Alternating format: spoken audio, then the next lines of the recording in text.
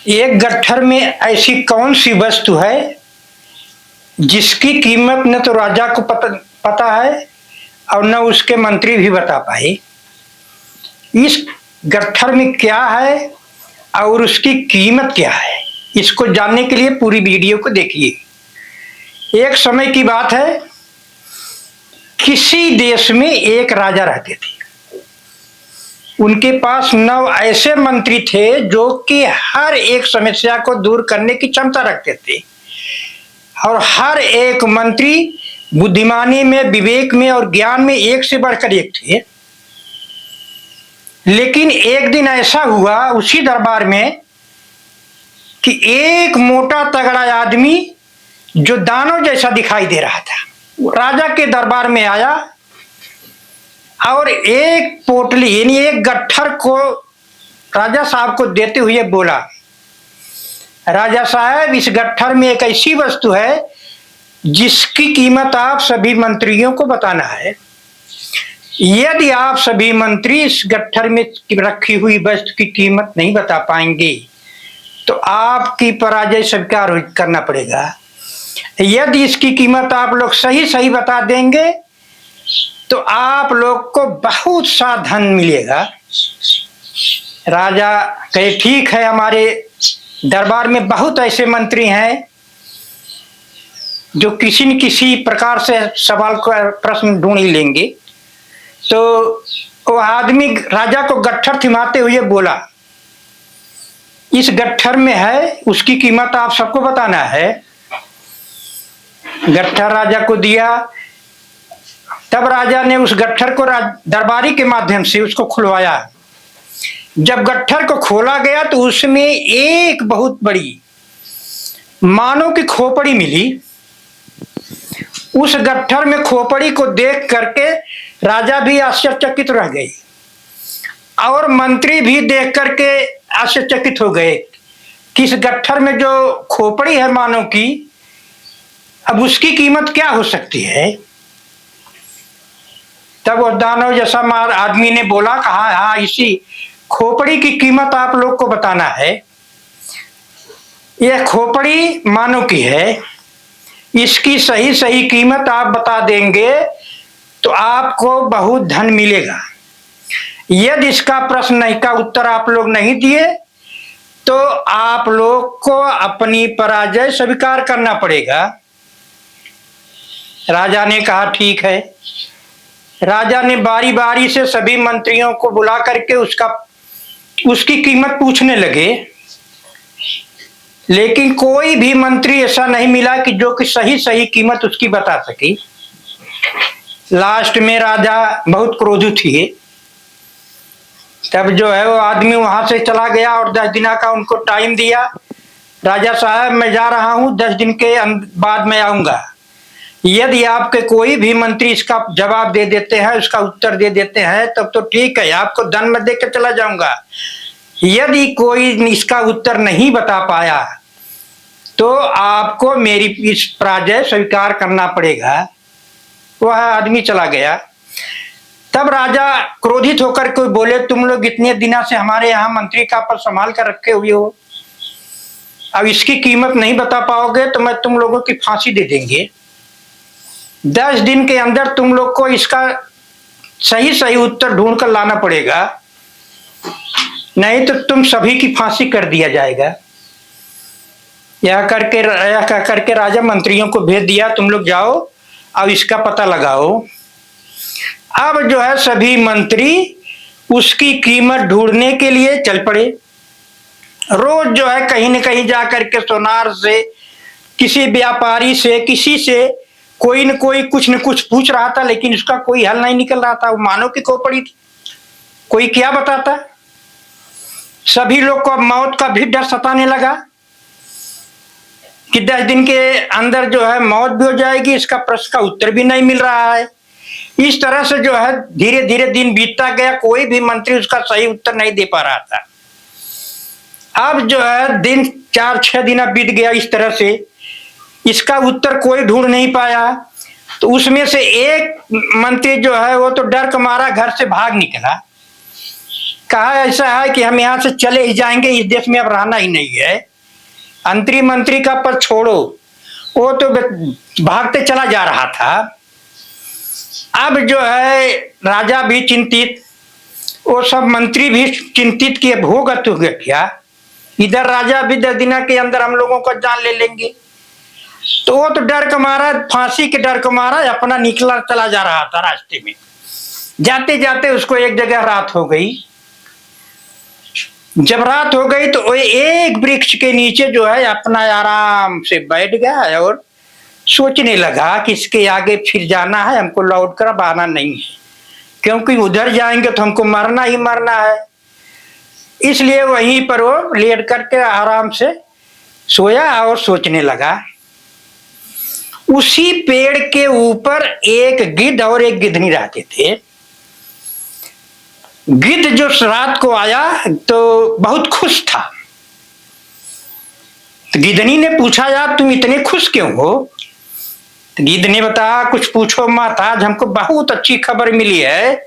2 दिन के बाद जो है ऐसा हम लोगों का भोजन मिलेगा कि खाते रहेंगे का महीना। गिद्धनी ने बोला, क्या ऐसी बात है, आप इतने खुश हैं, कहाँ आपको इतना माल मिल गया खाते रहेंगे?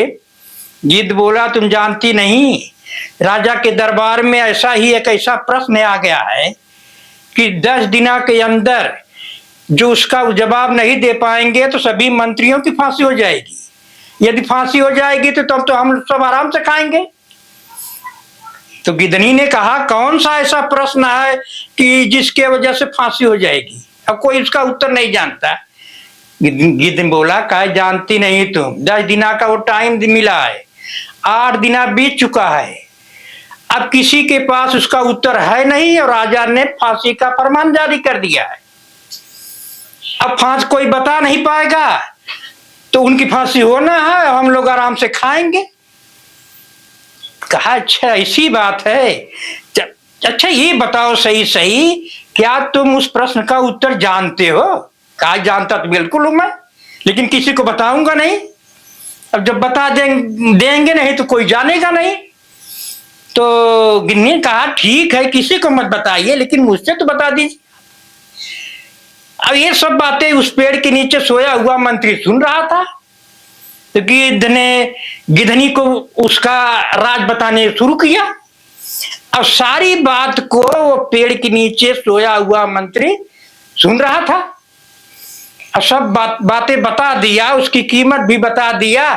तब जा करके वो जो मंत्री उस पेड़ के नीचे सोया हुआ था, जब उस उत्तर को जान गया तो उससे अब खुशी का मारा ठिकाना नहीं था। तो वो क्या किया कि सुबह हमें उठ करके फिर वापस राजमहल की तरफ चल दिया, घर की तरफ। अब ये सोच रहा है कितनी जल्दी चले कि राजा को खबर दे कि भाई हम इसका उत्तर बताएंगे आपको। तो चलते चलते हाँफते डांपते अपने घर पहुंचा। उसके बाद राजा के दरबार में गया, कहा, राजा साहब मैं इसकी कीमत सही सी बता सकता हूं। राजा साहब कहा, ठीक है, तुम जानते हो खूब? कहा, हाँ मैं इसका उत्तर जानता हूं, इसकी कीमत भी जानता हूं। तब राजा ने कहा, ठीक है, कल मैं उस मानो को बुलाऊंगा और सारे मंत्रियों को भी बुलाऊंगा, सबके सामने आप उत्तर बताना। कहा, ठीक है, कल मैं टाइम से आऊंगा और सभी को बुलवा लीजिए, सभी के सामने उसका कीमत बताया जाएगा। राजा ने सबको कहवा दिया, डिडोरा पिटवा दिया कि उसका उत्तर मालूम हो गया है। उस दानव जैसे आदमी को भी बुलवाया कि तुम आइए, तुम्हारे प्रश्न का उत्तर कल दिया जाएगा। कल सुबह, अगले सुबह में दरबार लगा हुआ था, सभी मंत्री गण आए हुए थे। वो भी आया जो खोपड़ी लेकर रखा था, सभी लोग जमा हो गए। तब वो आदमी जो है, राजा ने कहा, ठीक है तुम इधर आओ, अब तुम बताओ इसकी सही सही कीमत क्या है। अब सभी लोग आ गए हैं। वो मंत्री बोला, राजा साहब पहले मुझे एक बांस की कैन की पतली छड़ी लाया जाए। राजा साहब ने कहा, एक इसकी क्या जरूरत है? कहा, आप पहले उसको मंगवाइए, तब मैं उसका उत्तर बता पाऊंगा। तब राजा साहब ने किसी नौकर से एक बांस की कैन के पतली सी छड़ी को मंगाया और उसको दिया। तब मंत्री बोला, कहा राजा साहब बड़े ध्यान से सुनिएगा इस खोपड़ी का कीमत। कहा हाँ बताइए आप, इसकी कीमत क्या है। सभी मंत्री भी बस उस शिक्षा से सुन रहे थे, देख रहे थे। राजा भी सोच रहे हैं जल्दी से जल्दी बतावे। तो कहा राजा साहब पहला शर्त हमारी है कि शांत हो करके इस प्रश्न के उत्तर को सुनिए। मंत्री ने कहा राजा साहब इस कैन की छड़ी को इस खोपड़ी की एक कान से डालो, एक कान से डालो। यदि एक कैन का दूसरी कान से निकल जाता है तो इसकी कीमत कुछ नहीं है। यदि कैन इस कान से दूसरी कान से निकल जाती है तो इसकी कीमत कुछ नहीं है। नंबर 2, यदि कैन को इस कान से डाला जाए और मुख की तरफ ये निकलता है तो उस खोपड़ी की कीमत कुछ न कुछ होगी। और तीसरी बार, यदि इस कैन को यहां से डाला जाए और सीधा पेट में चली जाए तो वह खोपड़ी की कीमत अमूल्य है, इसकी कीमत कुछ कही नहीं जा सकता। इसका मतलब ये हुआ कि ये मानव की खोपड़ी जो मानव एक कान से सुनता है दूसरी कान से बाहर निकाल देता है, ऐसे मनुष्यों की कोई कीमत नहीं है। इस संसार में ऐसे मनुष्यों की कोई वैल्यू नहीं है। और जो मनुष्य एक कान से सुने अब वो दूसरों को बांटना शुरू कर दे, चाहे अच्छी बात हो चाहे खराब बात हो, अगर दूसरे उसको कहना शुरू कर दे तो उसका वैल्यू कुछ हो सकता है, कुछ हो सकता है। क्योंकि कोई सही बात भी कर सकता है, कोई गलत बात, वो बार उसके पचेगा नहीं, वो कह देगा। तो उस खोपड़ी में, उस खोपड़ी वाले मानव की कीमत कुछ हो सकती है।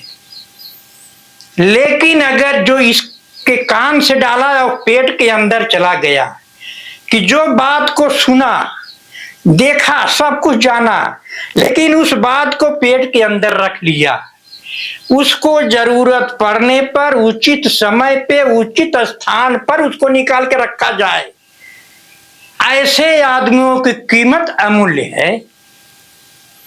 ऐसे आदमियों की वैल्यू हर जगह रहती है। ऐसे आदमी ज्ञानवान सब कुछ होते हैं। इस कहानी से निष्कर्ष निकलता है कि 3 प्रकार के आदमी होते हैं जिसमें कि जिसकी वैल्यू हो उसको जान पहचान करके ही उसके अपने पास रखिए या उसको खरीदिए,